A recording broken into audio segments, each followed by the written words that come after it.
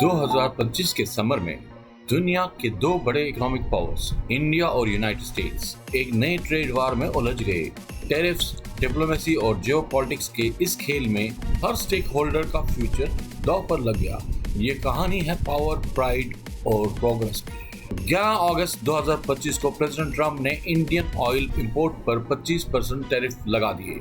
वजह बताई गई नेशनल सिक्योरिटी की, लेकिन असली वजह थी इंडिया का रूस के साथ ऑयल ट्रेड, जिसमें इंडिया ने 2024 में 37 बिलियन का क्रूड इंपोर्ट किया था। टैरिफ्स लगते ही यूएस में कंज्यूमर प्रोडक्ट्स के रेट बढ़ गए। एक रिपोर्ट के मुताबिक अगस्त 2025 में कंज्यूमर प्राइस 6.2% तक बढ़ गया, स्पेशली फार्मास्यूटिकल्स और टेक्सटाइल में। इंडियन एक्सपोर्ट्स को भी झटका लगा। फिक्की के रिपोर्ट के मुताबिक टेक्सटाइल और फार्मा एक्सपोर्ट में 18% डिक्लाइन हुआ। इंडिया ने काउंटर टैरिफ्स लगाया यूएस बादाम, सेब और सोलर टेक्नोलॉजी पर। साथ ही मेक इन इंडिया और ट्रेड बियॉन्ड वेस्ट इनिशिएटिव का बोझ दिया।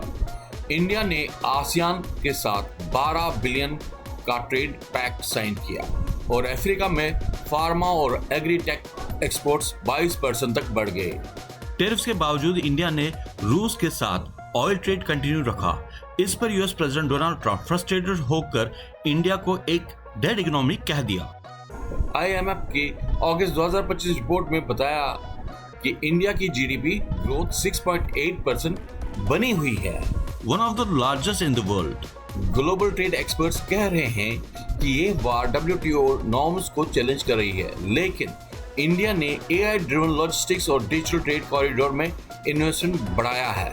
2025 के बजट में 5 बिलियन की एलोकेशन की गई है।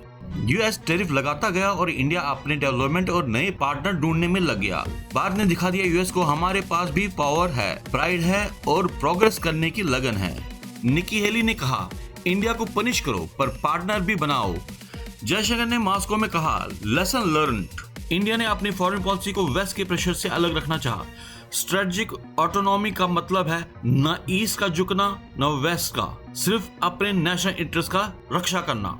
जब यूएस ने बाहर से मुंह मोड़ा, चाइना ने हाथ बढ़ाया। वैंग यी ने दिया बॉर्डर पीस का वादा, रेयर अर्थ मटेरियल्स का देने का वादा और फर्टिलाइजर से बैन हटाने का सिग्नल भी दिया। मोदी जी ने कहा, रेस्पेक्ट फॉर सेंसिटिविटीनेस। ये सिर्फ डिप्लोमेसी नहीं, ये एक नया रीजनल इक्वेशन है। इंडिया ने अपनी स्ट्रेटेजिक चेस बोर्ड को रिकॉन्फिगर किया। ताइवान के साथ टेक टाइज, तिब्बत पर कल्चरल सॉलिडेरिटी और इंडो पैसिफिक में असर्टिव प्रेजेंस, फिलीपींस के साथ जॉइंट ड्रिल और मोदी का एससीओ विजिट। ये सब दिखाता है कि भारत अब रिएक्टिव नहीं, प्रोएक्टिव है।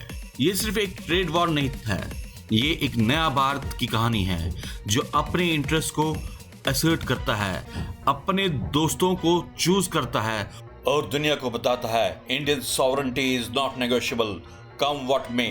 जय हिंद, जय भारत। दोस्तों, अगर आपको ये वीडियो अच्छा लगा तो प्लीज़ लाइक, शेयर और सब्सक्राइब कीजिए। ये आपके लिए कोई बड़ी बात नहीं है, बट मेरे लिए बहुत बड़ी बात रहेगी। Thank you so much.